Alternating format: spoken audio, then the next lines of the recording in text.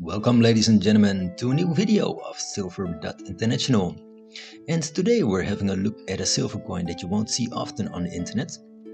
This is a Dutch Scheepjes Schelling, or in English a ship shilling, from 1678. And it's also a special variant of the Dutch ship shilling. Some of you might remember a video I did about a ship shilling from 1792, where I traded this coin with red gold coins. For a Dutch collector, this is just one of those domestic silver coins that you just gotta have in your collection, and until recently I didn't have one. The value of these coins vary between the $30 and hundreds of dollars depending on condition, rarity and variations. The lettering on the ship side in Latin states Deus Fortitudo Spes e Nostra, which in English translates to God is our strength and hope.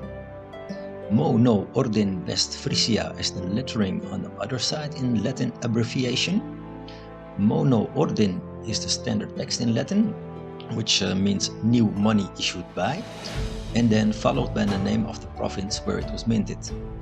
Only in this case it isn't issued by an official province, but by the region of West Frisia, and also not by the official mint of West Frisia. Keep watching and later I'll explain this in more detail.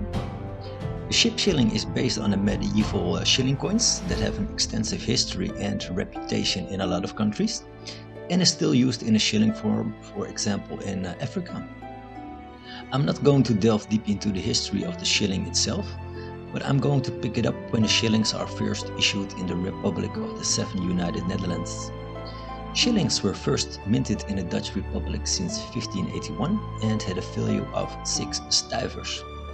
To give an idea, 1 stuiver is equal to 5 cents, and until the introduction of the euro in 2001, in the Netherlands we still used stuivers as 5 cents pieces. This means that the shilling had a value of 30 cents. The snapcock shilling was the first type of shilling that was introduced in the Netherlands, and it was based on an earlier design of the snapcock coin. This type of coin doesn't get its name because there's a rooster depicted on the coin, but because there's a rider depicted on the coin. And among the Dutch population, the rider was jokingly called a snapcock, which means a thief on a horse or a freebooter. The snapcock shillings were minted until 1605 and were generally circulated in the eastern part of the Dutch Republic and the hinterland of Germany. Starting from 1595, the eagle shilling was minted primarily in the eastern part of the Dutch Republic. And the reason why it's called this way is because on this type of shillings, the imperial eagle of the Holy Roman Empire is depicted, together with the name of the at that time residing emperor. The reason for this is that the area of the Dutch Republic once fell under the Holy Roman Empire, and large cities in the eastern part of the Netherlands are some of the oldest in my country, with connections going back to the Holy Roman Empire.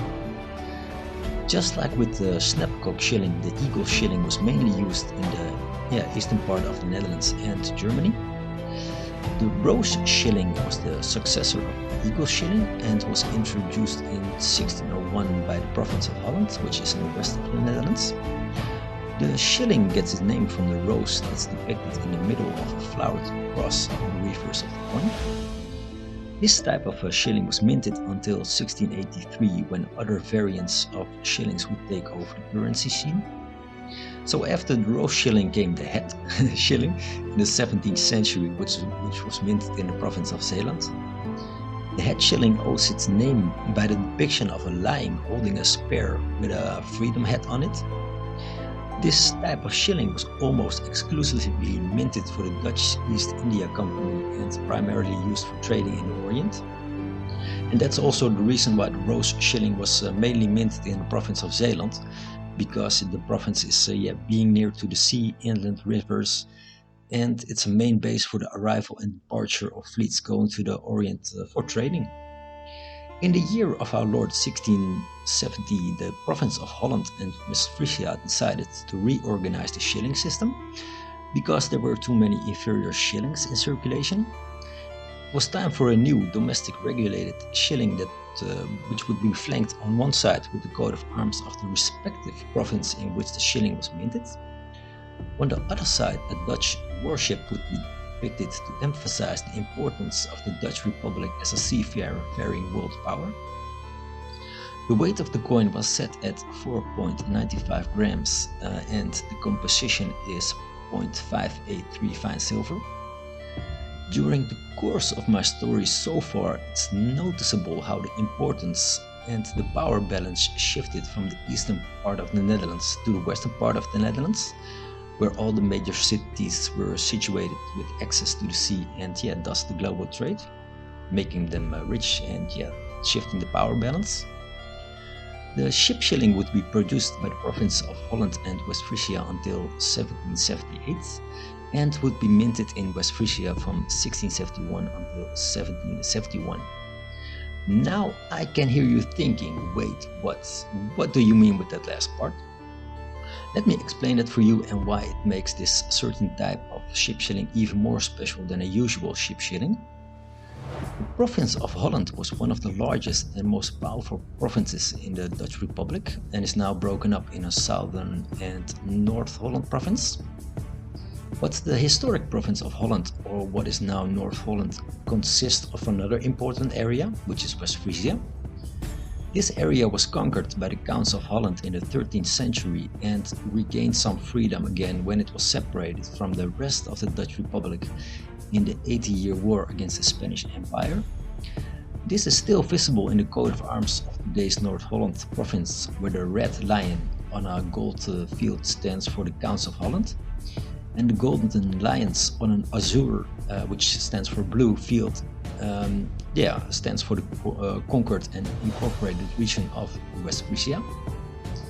The region of West Frisia housed some of the richest cities in the world at that time, and because being separated from the rest of the Republic, started again minting their own coins until the Netherlands fell under French occupation and became a kingdom around the end of the 18th century. That's one major reason why coins minted in West Frisia are special, because these coins were minted in the province of Holland where West Frisia fell under, but also in West Frisia itself, and considered just as legal tender as would be minted in one of the 7 former provinces. Another huge reason why this ship shilling from West Frisia is special is because it is minted by the official West Frisian Mint, who started minting ship shillings from 1705 until 1771. And this ship shilling is from 1678. The reason for this is that the state of West Frisia granted a private person the patent and rights to mint coins. This private person called Dirk Bosch wanted to produce coins in a cheaper way that could be accepted at certain rates comparable with the normal circulating coins. The early coins that he minted were thus stamped with BP, which stands for bank payment, but a few years later they were set at the same conditions and rates as the coins issued by the official province's mint. The system that he wanted to introduce didn't catch on, and through the years he started to lessen the silver content in the coins, and he was stripped of his right to mint coins. A cool difference with the ship shillings minted in the province of Holland is the weight and silver percentage. Like mentioned, the ship shilling by law was set on 4.95 grams and had a composition of 0.583 fine silver.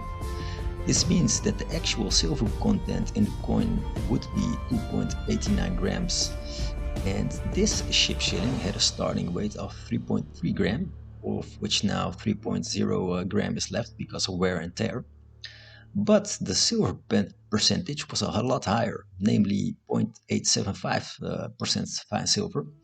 And when you calculate the actual silver content, it also comes in at 2.89 grams, which is the same as the official ship shilling which had a weight of 4.95 grams. I was fortunate enough to pick up this ship shilling for €25, which is around the $29.50. And this is because of the assembly marks of a brooch or something that was put on in the past but later removed. This of course diminishes the numismatic value, but for me personally it doesn't matter, since I'm a resident of West Frisia and proud to have such an historical coin minted in my own region. The text on both sides is still readable and the ship also isn't too badly weathered. I'm not intending to buy more, but as a Dutch collector you just got to have one of these. I hope I showed you some insights in the taste of coin collectors in the Netherlands and what lovely coins and history we have in this region. Best wishes to you all and hope you enjoyed the Dutch ship shilling from the 1678 presentation. Take care and healthy blessings throughout you all in the overall world. Take care.